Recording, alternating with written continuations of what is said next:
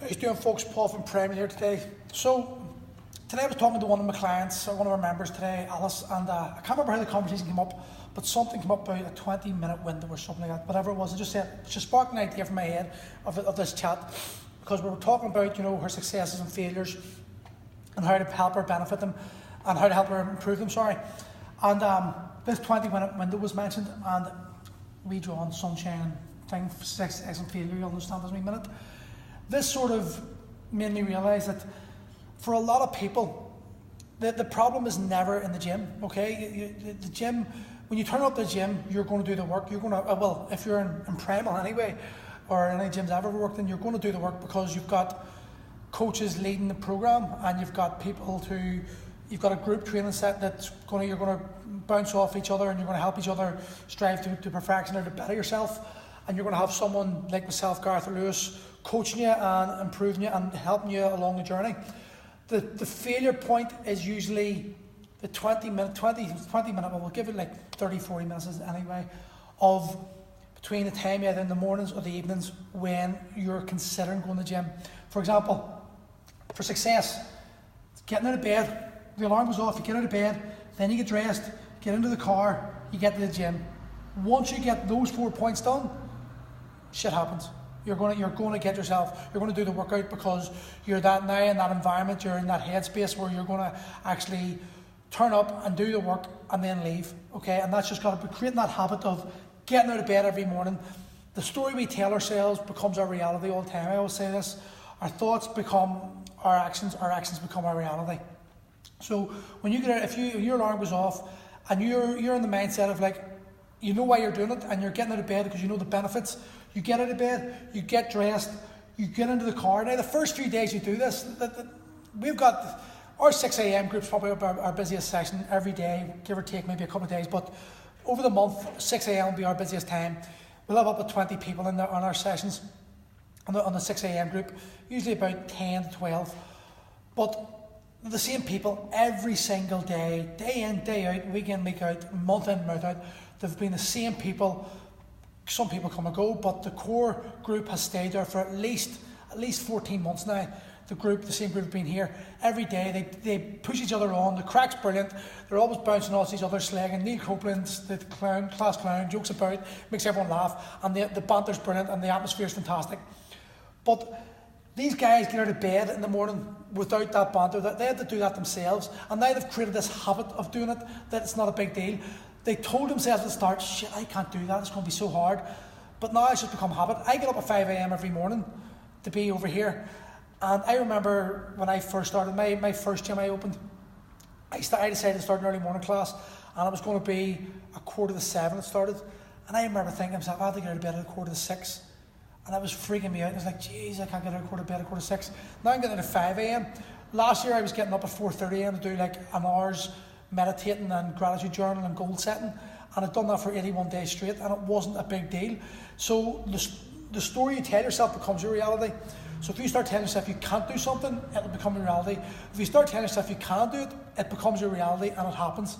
So what happens if you don't do it? Well, or sorry, forget about that bit, sorry, I'm going to say, now what about the people who are training in the evenings? Well, they have to get out of work, maybe you've had a hard day, okay? But then you get to your house, get into your gym gear, and then getting into the gym. Same principle.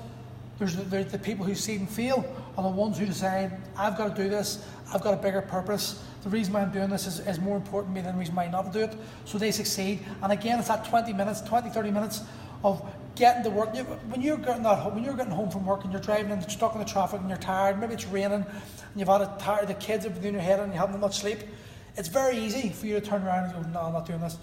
But the ones who succeed continuously over and over again are the ones who refuse to let the story they tell themselves interfere with their reality. Okay, they tell themselves the reasons why they're going to do it, and because they continuously repeat that, it becomes their habit, it becomes their thought pattern, and then that becomes their reality.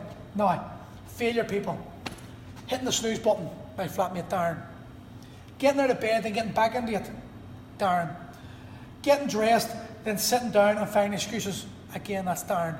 Now, Darren has been training me for years, and this last 3 months, he hasn't trained once. He went to the Conor McGregor fight in whenever it was, October, was it? I know, can't remember, August maybe. And since then he hasn't bothered his arse getting in sporadically, because he keeps on telling himself these bullshit stories. Okay? You're going to fail all the time in that 20-30 minute window if you continuously tell yourself that, okay? Driving to the gym, I know of people, now this is not the bullet's excuse, driving to the gym and sitting outside and not coming in. I know of people who've done that here and in my other gyms. The fear of actually stepping foot into the gym is so great that they actually built up the confidence to come here, and then they allowed their story to tell themselves, to convince them not to do this. And that's what you've got to stop, okay? What people come into a gym environment, okay, people have this impression of primal. I'm pretty hardcore to say, I'm like, I can be intimidating and all, but I'm not actually like that. I'm actually pretty soft, but I make people own their own shit. I challenge people on their thought patterns, on their thought process, simply because they come and tell me I want to change, okay? So they've been turning up to the gym for the last 3 or 4 years, 5 years, whatever it is, and their body shape's never changed. So it's my job, and you're paying me that money to challenge you to do something differently, okay? Now you're comfortable in doing something. So when you go to a gym, you turn up to the gym and you do your thing, whatever it is, a short class or your own thing, and then you go home and you get in this habit and you never really strive for push yourself out of the comfort zone. I'm a big believer in training within the comfort zone and expanding the comfort zone, but you do also have to train. You have to get yourself to step outside your comfort zone just slightly, somewhere where you can handle, and slowly expand the comfort zone like that. So when people come to me and they're like, they can't, I've been training like this and I'm just happy with my shape, and I go, well, why? And we'll discuss the reasons why, and everyone's why is different. But usually find it's the habit they've created and the story they're telling themselves are justifying the reasons why they are. So they don't want to, maybe the habit they created is like getting to home or getting home from work, getting to the house and sitting down, okay? I'm going to get up. I'm going to take 5 minutes, sit down. Fine, rightly, you're not going to sit for 5 minutes. You're going to sit down and actually sit planted in that seat until you go to bed that night. Or eating comfort food while watching your favourite show. My favourite show's on. I'll just sit down and chill out here. I'll have a wee Mars bar, or I'll have this packet of biscuits, and just have my cup of tea. Balls. You're not doing it, and you know you're doing it. You're telling yourself a lie to justify doing it, and we both know that you're not going to do it. So when people tell me this, I call them out on that. They get offended because deep down they know what I'm saying is the truth, and it's a lot easier for them to actually crack up at me and use me as the catalyst for blaming them for why they're not doing it, instead of actually looking at themselves and going, actually it's me. Now I'm forever saying to people, own your own shit.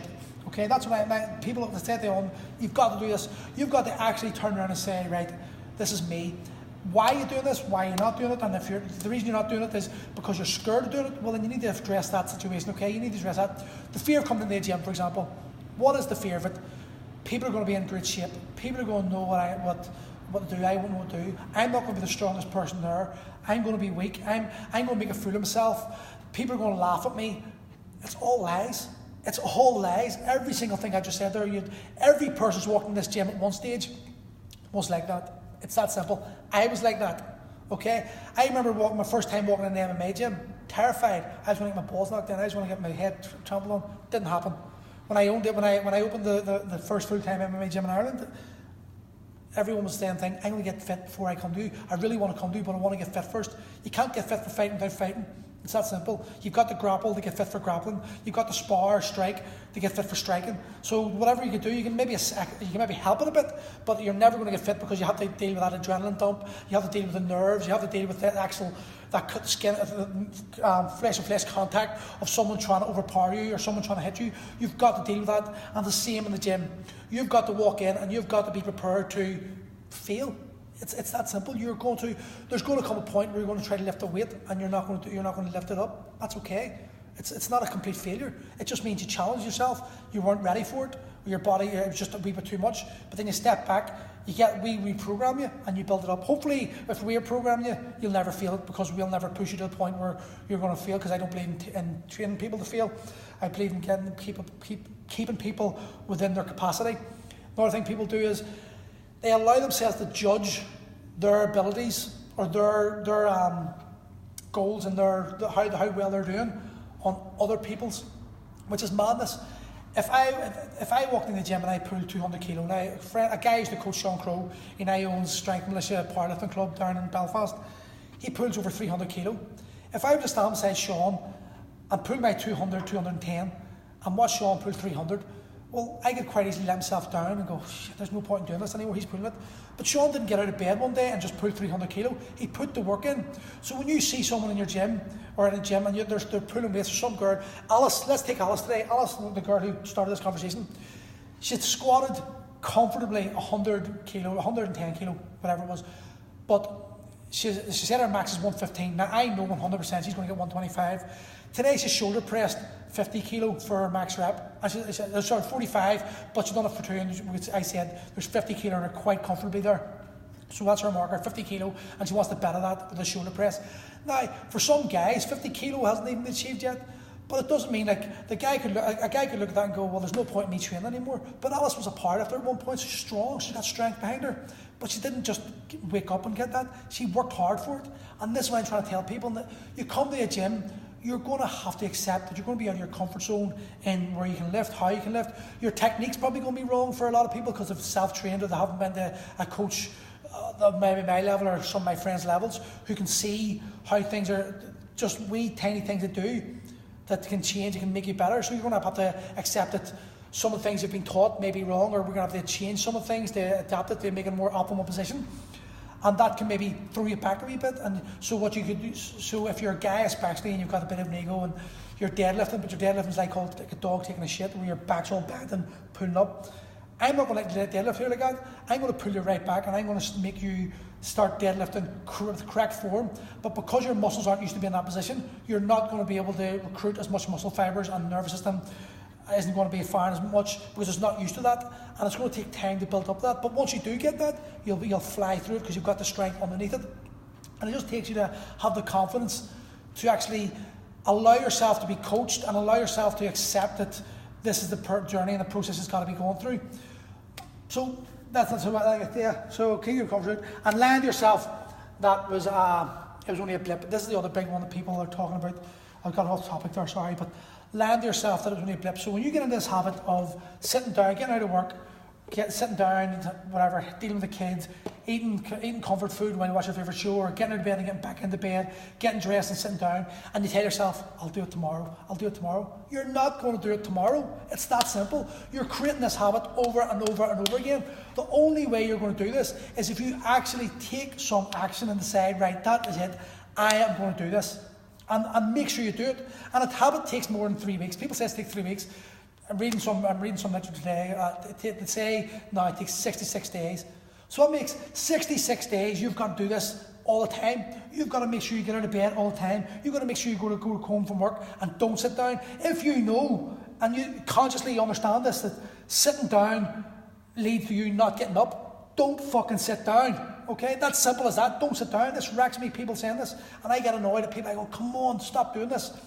If sitting down eating comfort food means you're going to sit in your arse or you're going to not turn to the gym, don't eat the comfort food. Have some food prepared for you ready so you can just have a quick snack and then get to the gym. And then lastly, stop lying to yourself. Okay, don't lie to yourself anymore. Be honest with yourself. Tell yourself, understand what you're doing and understand how to change that. Because I'm telling you right now, every single person watching this, if this resonates with you, this feeling side resonates with you, you can 100% change.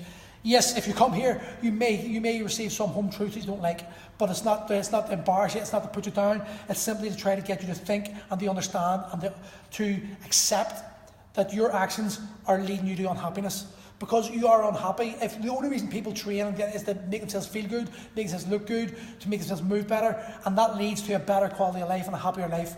So why would you resist this change? Well, we resist the change because it's out of habit and our subconscious does this. But you've got to, when you're consciously aware of this, then you've got to understand it's going to take a wee while, 66 days, and then you're into a habit. And that's why these guys are here a year and a half, these girls are here a year and a half, 20 months, because they created a habit. And this habit now, it just doesn't matter. They just get out of bed and they're going to have falls, they're going to have setbacks. Everyone does. Injuries, tired, loss of motivation. But because you've created an inbuilt habit over a long period of time, it's a lot easier to get back in that habit. One of the best clients in there, I love her, Sinead Smith. She didn't come up here for about 3-4 months. and they just stopped. And then I got her on her phone, and she just had things happening in her life, and but I said to her, come back, please come back. We got her back in the door, and she's now back again. She slipped back for a few weeks, but she's back again. And it's because she had created this habits for over so long that it's coming back into it feels normal, feels natural, and that's what the problem is. People, because you don't feel natural in the gym environment, you're allowing yourself to convince yourself that it's going to be hard. It's not hard. It's actually very easy. You feel better after you come out from it. Ask anyone who comes into our sessions. Afterwards, they feel great because you've released endorphins, you've exercised, you just feel better about it. So stop lying to yourselves, folks. Stop telling yourself these stories. If you need help, reach out. We're here. There's not a problem. We'll always give up some of our time. If you want to call in for a chat, that's not a problem. I'm going to put a link below again.